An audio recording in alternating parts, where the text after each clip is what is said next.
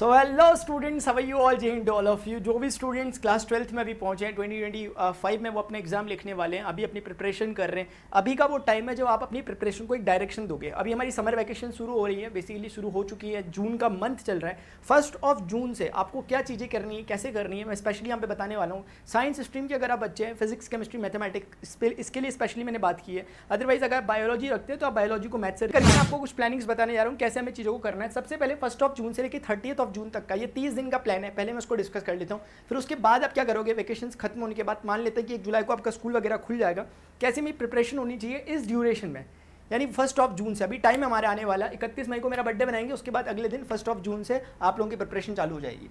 देखो आराम से समझना, एक एक बात समझना, ज़्यादा समय आपका नहीं लूंगा, मुझे पता है आपका टाइम बहुत ज़्यादा कॉस्टली। केमिस्ट्री मैथमेटिक्स में, फिजिक्स में सबसे पहले रिवीजन। जब मैं बोलता हूँ रिवीजन, तो रिवीजन का मतलब है अपने बैकलॉग्स को कवर करना।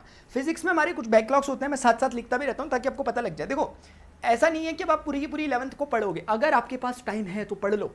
इसलिए बोल रहा हूँ क्योंकि ना आप अगर किसी एग्जाम की प्रिपरेशन करने वाले हो, एंट्रेंस एग्जाम देने का सोचा है इस ईयर कि भाई जेई देंगे या फिर जेडबलई देंगे या फिर नीट देंगे या फिर एनडीए वगैरह कुछ भी देंगे, तो उन सब में 11th 12th आता है। तो 11th अगर आपकी बाई चांस कवर नहीं है तो उसे कवर करो। मेरे वीडियो लेक्चर्स दबा के बने हुए, मैं 11th वाले बच्चों को पढ़ा रहा हूँ, वहाँ से कवर कर सकते हो। अगर मान लिया ऐसा कुछ नहीं है सर हमें बोर्ड के लिए पढ़ना है, सिर्फ आप उतना ही बताओ, ज़्यादा मत बताओ, तो फिजिक्स में जो चीज़ें आपको आनी चाहिए क्लास 11th की वो कवर कर लो पहले, उन्हें बैकलॉग की कैटेगरी में मैं डालता हूँ या फिर रिवीजन की कैटेगरी में डालता हूँ। अगर आपने पढ़ लिया दोबारा पढ़ लो, क्योंकि वो यूज़ होंगे दोबारा यहाँ पर। तो स्ट्रिक्टली बता रहा हूँ जिन चैप्टर्स को पढ़ना है। फिजिक्स और मैथ्स में कुछ जैसे सबसे पहले आप ये देख लो, एक वेक्टर्स पढ़ लोगे आप। वेक्टर्स आपका क्लास 11th में था फिजिक्स में, और ये क्लास 12th में मैथ्स में भी देखने को मिलेगा चैप्टर नंबर 10th में।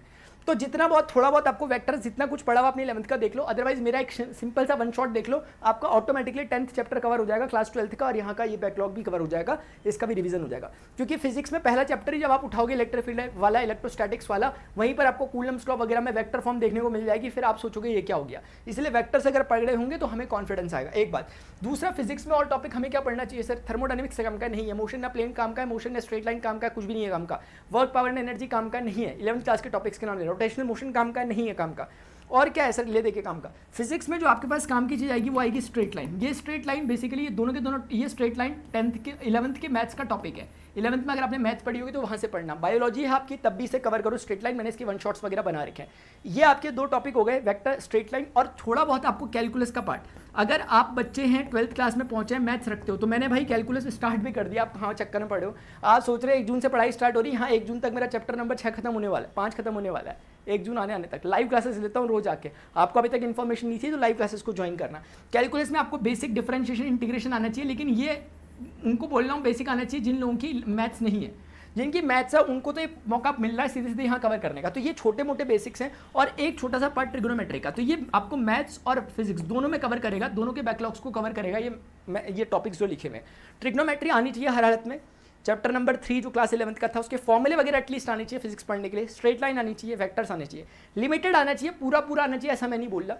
इसके लिए मैंने लिमिटेड वीडियो लेक्चर्स बना रखे हैं। आपको अगर कोई प्रॉब्लम होगी किसी इंडिविजुअल चैप्टर में, मुझे नीचे कमेंट में बता देना, मैं बता दूंगा आपको। रही बात केमिस्ट्री की, केमिस्ट्री में आप ज़्यादा मत पढ़ो, सिर्फ और सिर्फ जो आपका जीओसी वाला पार्ट है, जनरल ऑर्गेनिक केमिस्ट्री वाला पार्ट है, जिसमें आपको नॉमेनक्लेचर देखने को मिलता है, वो वाला पार्ट पढ़ लो। यानी नॉमेनक्लेचर सीख लो, कम से कम ज़्यादा मत करो, क्योंकि और कुछ खास आपके काम का नहीं है क्लास 11th का जो 12th में काम आएगा। तो ऑर्गेनिक केमिस्ट्री का वो पार्ट, और हाँ, और इसमें इनऑर्गेनिक केमिस्ट्री में जहाँ पे आपने एस ग्रुप और पी ग्रुप पढ़े हुए हैं, पी ग्रुप आपके उसमें कंप्लीट नहीं था, क्योंकि जो कंप्लीट पोर्शन होगा वो यहाँ देखने को मिलेगा।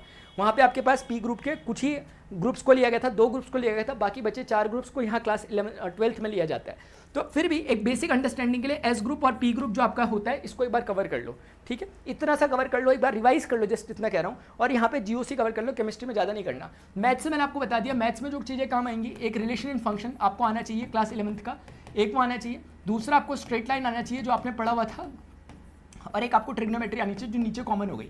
तो ये 2 टॉपिक तो कॉमन हो गए। अब मैं आपको मजे की बात बताता हुआ चलूँ, जो मैं अभी यहाँ पढ़ा रहा हूँ, यहाँ लाइव क्लास चलती है प्रयास बैच नाम से। अभी टाइम देख लो 7:20 हो रहा है, जब मेरा 8:30 बज जाता है मैं एक क्लास लेता हूँ 12th क्लास के लिए, मैथमेटिक्स के लिए, उसका नाम है प्रयास बैच। अगर आपको किसी कारण से नहीं पता था, अभी भी कोई बहुत ज़्यादा टाइम नहीं बीता, अभी भी कोशिश करो उसे कवर करो, क्योंकि मैंने यहाँ चैप्टर नंबर 1 से स्टार्ट किया था, 0 लेवल से, और यहाँ तक पहुँच गया हूँ, चैप्टर नंबर 5 तक पहुँच गया हूँ। चैप्टर नंबर 5 की एक्सरसाइज 5.5 आज की डेट में कवर होने वाली है, आज के दिन होगी स्टार्ट। तो अब आप देख लो कि आप ऑटोमेटिकली पीछे छूट चुके हो, क्योंकि जो बच्चे आके पढ़ते हैं वो आराम से पढ़ना है, एक एक चैप्टर उन्होंने सब कुछ कवर कर लिया। उसमें फ़ायदा क्या हुआ उन बच्चों को, उनको फ़ायदा ये हुआ कि जब मैथ्स में उन्होंने पहला चैप्टर रिलेशन फंक्शन पढ़ा, तो 11th का जो उन्हें नहीं आता था वो भी मैंने कवर किया। उन्होंने इन्वर्स ट्रिग्नोमेट्री पढ़ा दूसरा चैप्टर, उन्होंने जो ट्रिग्नोमेट्री छोड़ी थी क्लास 11th में नहीं पढ़ पाए थे वो भी मैंने यहाँ रिवाइज करवाई, फिर मैट्राइसिस और डिटर्मिनेंट चैप्टर को कराया, फिर मैंने डिफरेंशिएशन पे आया। तो इस तरीके से मैं इसका काम करवा चुका हूँ। अगर आप देखो मैं आपको सिर्फ बोल रहा हूँ फिजिक्स में नहीं, मैं अगर स्पेशली मैथ्स में बात करूँ तो मैथ्स में मैंने बोला कि पहले से छठे चैप्टर तक हो जाना चाहिए 30 जून तक। अगर आप मुझे अभी देख रहे हो कोई टेंशन नहीं है, क्योंकि आपके पास पूरा एक महीना बचा हुआ है, क्योंकि कराने के लिए तो मैंने 5वां चैप्टर तो मैंने यहीं खत्म कर दिया पूरा का पूरा जून आने से पहले पहले। तो क्या एक महीने में मैं एक चैप्टर खत्म नहीं कर पाऊंगा छठा, वो तो कब का हो जाएगा, 5-10 दिनों में ही हो जाएगा शुरुआती महीने में। तो बाकी में आप कोशिश करो इनको कवर करो फटाफट, अगर थोड़े से भी सीरियस हो तो, बाकी ज़्यादा मैं कुछ नहीं कह सकता। ठीक है, अब आप ये सोचो कि सर आप प्लीज़ अब दोबारा से पढ़ाने लग जाओ फर्स्ट चैप्टर, ऐसा नहीं हो सकता। अगर आपको लगता है कि आपने कुछ चीज़ छोड़ी है, मेरी बातों पे मत आओ, सिंपल जाके देखो लेक्चर, आपको समझ में आएगा, मज़ा अलग आएगा आपको, आपकी समर वैकेशंस की बल्ले बल्ले हो जाएंगी अगर आप इन लेक्चर को तरीके से देखते हो। रिकॉर्डिंग देखो इसकी आराम से, कोई प्रॉब्लम होती है मेरे से कनेक्ट करो, डिस्क्रिप्शन में मैं व्हाट्सएप और अपने टेलीग्राम ग्रुप का लिंक वगैरह दे भी देता हूँ। रही बात फिजिक्स की, फिजिक्स में मैंने बता दिया रिवीजन आपको वही टॉपिक्स कर रहे हैं। और रही बात चैप्टर नंबर 1 से लेकर 4 तक, ये बेसिक्स है, मैंने इसके 1 शॉट्स वगैरह बना रखे हैं। अभी मैंने इसका स्टार्ट नहीं किया कोर्स, हो सके तो जुलाई से मैं शुरू करूंगा, क्योंकि मैं नीट फिजिक्स पढ़ा रहा हूँ तो उसमें ऑटोमेटिकली सब कवर हो जाएंगे, इसलिए मैंने अभी इसे स्टार्ट नहीं किया। लेकिन चैप्टर 1 में इलेक्ट्रोस्टैटिक्स है, जिसमें सबसे पहला इलेक्ट्रिक चार्जेस एंड फील्ड है, दूसरा इलेक्ट्रिक पोटेंशियल एंड कैपेसिटर है दूसरा चैप्टर, तीसरा चैप्टर आपके पास इसमें क्या वो करंट इलेक्ट्रिसिटी है, और उसके बाद चौथा चैप्टर आप कवर कर लेना इसी से रिलेटेड है मैग्नेटिज्म से। तो एटलीस्ट 3 तक भी अगर आप कवर करते हो, यानी मेरा कहने का मतलब है अगर आप कम से कम इलेक्ट्रिक कैपेसिटेंस वाला पार्ट कवर कर लेते हो, पोटेंशियल कवर कर लेते हो, इलेक्ट्रोस्टैट्स वाली यूनिट भी अगर आप कवर कर ले रहे हो, मैं मानता हूँ सफिशिएंट है, ज़्यादा चक्करबाजी नहीं रखनी, ठीक है, आराम आराम से। रही बात केमिस्ट्री में, केमिस्ट्री में शुरुआत के 3 चैप्टर अगर आपको उसमें सॉलिड स्टेट है तो सॉलिड स्टेट कवर कर लेना, सॉल्यूशन कवर कर लेना, और उसके बाद केमिकल काइनेटिक्स वाला और इलेक्ट्रोकेमिस्ट्री वाला जो पोर्शन है चैप्टर नंबर 1 से लेकर 4 तक के बीच में, 4 तक नहीं कर पाओगे 3 तक एटलीस्ट कवर कर देना, ये आपको कवर करना है। केमिस्ट्री फिलहाल मैं नहीं पढ़ा रहा, लेकिन मैथ्स और फिजिक्स की पूरी जिम्मेदारी मेरी है, इसमें कोई प्रॉब्लम होगी बता देना। केमिस्ट्री फिलहाल मैं नहीं पढ़ा रहा, बस अभी फिलहाल नहीं पढ़ा रहा हूँ, मौका मिलेगा तो पढ़ा लेंगे। अब ये है 1 जुलाई से लेकर आगे क्या होगा, जब तुमने जून तक पूरा का पूरा कवर कर लिया होगा, करना ही करना, अगर थोड़ी सी भी एक्सपेक्टेशन अपने आप से है, अगर चाहते हो कि अच्छा स्कोर कर सको तो करना पड़ेगा। मैं देखता हूँ वीडियो कैसे चलते हैं, 10th जो तुम पढ़ के आ रखे हो 10th वाले बच्चे, मैंने देखा है तुम लोगों को कौन गाइड करता है, कैसे गाइड करता है, मैंने वीडियोज़ देखे हैं यूट्यूब में। अब मैं ज़्यादा पर्टिकुलर होकर नहीं बोलूँगा, लेकिन वो रियलिटी से थोड़ा ऊपर उठना पड़ेगा। वो 10th वाली बातें नहीं चल रही कि मजाक मजाक में बच्चों की तरह बातें भी तुमने इधर उधर की मस्ती मार दी, वो वाला हिसाब किताब नहीं चलेगा, थोड़ा सा सिंसियरिटी के साथ करना पड़ेगा। वैसे भी तुमने 11th को झेल के आ गए हो तो तुम बड़े ऑलरेडी हो ही चुके हो, सर्टिफिकेट है तुम्हारे पास, क्योंकि क्लास 11th पढ़ के आए हो।